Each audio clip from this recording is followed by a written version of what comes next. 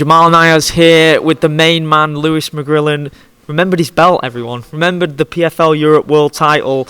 And you're finally matched up for 2025. You've been waiting since December. It's Alan Philpott. Yep. What do you make of that as a matchup compared to the quality of guys you were fighting last year? Because he's got 16 losses on his record. He's very experienced. But you don't want to go in there too overconfident with anyone in this game, do you? Nah. Do you know what it is, Alan Philpott actually wanted to fight me for a bit, I think. From what I've heard on the grapevine of things and stuff like that, and like, he is a former BAMMA champion. He had his day, he had like his heyday when he was young, when he was my age. I wouldn't say the expectations what he got to as I've got to right now, but he had his day, and I know he's a crafty veteran, and he definitely will come to have a good fight, especially in his hometown of Belfast. What's the motivation for this one? Because obviously the beginning of last year was to prove yourself to yourself, really, wasn't it? It was to overcome the loss to Wesley, prove yourself to yourself. You end up with a world title with how crazy that roller coaster year was. Probably superseded what you wanted to do last year because you wasn't in the tournament. Yep. You've got the showcase bouts now, co-main event slots, massive stage. Is it just utilising the stage as much as possible and getting as many eyeballs as possible on those brutal knockouts? I think that's what it is. I think PFL now pushing me, and they can see like the potential I have, I guess, and all the hard work I'm putting in, development I'm going through now. Like, it's all coming together in a way. Like, even when I think about that in December, like in 2023, probably the best thing ever happened to me. And to be honest, and I've grown physically, mentally.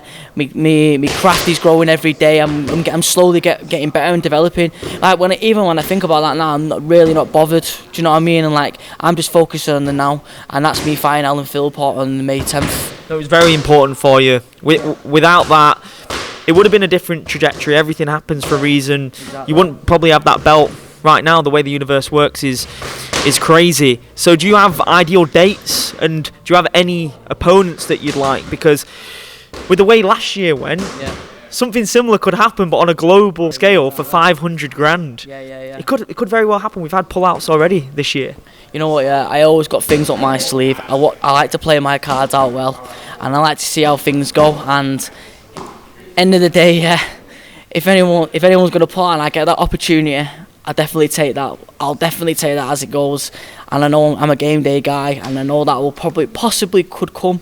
Like, I've seen so many pullouts in this tournament, and as I've seen that, I've already got my contract signed. I've already got my fights right now. Like, my fight right now, I get that out of the way, and we'll see what even comes in the future. Like, you just never know what happens in the universe, and the world just works in mysterious ways. Do you know what I mean? You stay ready anyway, don't you? Yeah, I'm always ready for a fight. Like, I thrive under the occasion of these things, and like, especially under them bright lights when they're in front of me. Like, that's where I thrive, and I definitely believe anything's possible in this life if you believe. Conceive, believe, achieve. Yeah, that's the one. Just like Rock Cold, man. Yeah, are you looking at the guys in the global tournament? I know the way you are. You look at the guys around you anyway, and you think, I can knock all these guys out, I can beat all these guys.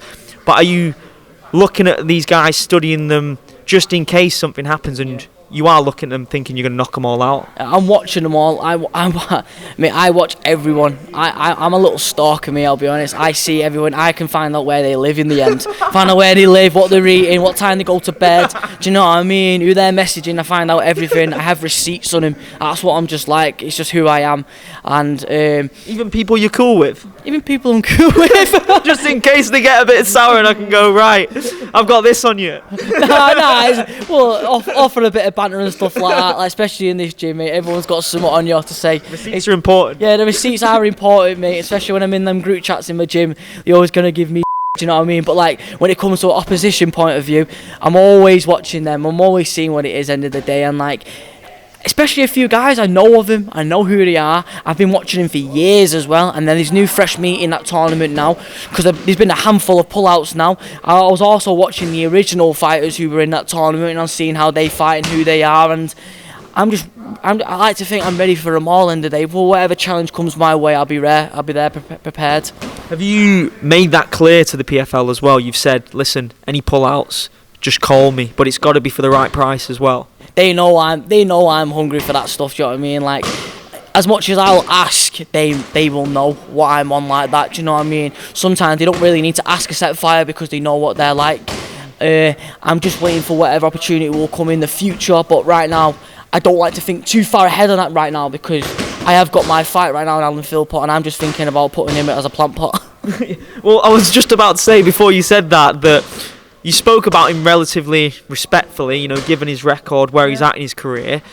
But then you just said about the plant pot thing. So the banter's obviously going to come from you. Is the hatred going to come as well? Because I know you're not fueled by hatred because you perform on the night, very relaxed on the night.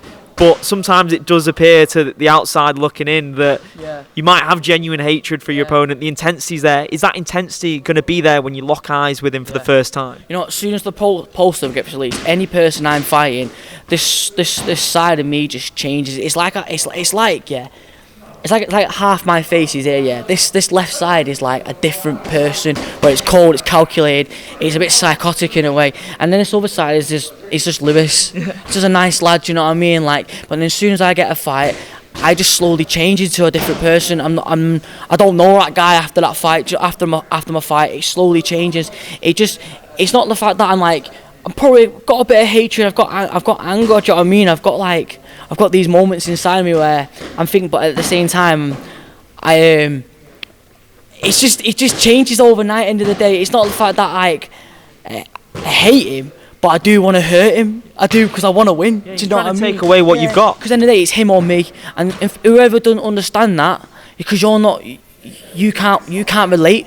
Some people just can't relate to that point. Do you know what I mean? They set even people probably who even fight as a fighter, they might not be fueled like that, but their interior motives are just different to me. End of the day, like, I was just a scruffy kid from a council estate. End of the day, like, who didn't really have anything, and opportunities come my way to take it, and I know it's either him or me. End of the day, and after that, it's all love. After a fight, do you know what I mean? I'll shake his hand and I'll have a drink with him or whatever. But right now, I do think about smashing his head in, because that's just part of my nature when it comes to having a fight.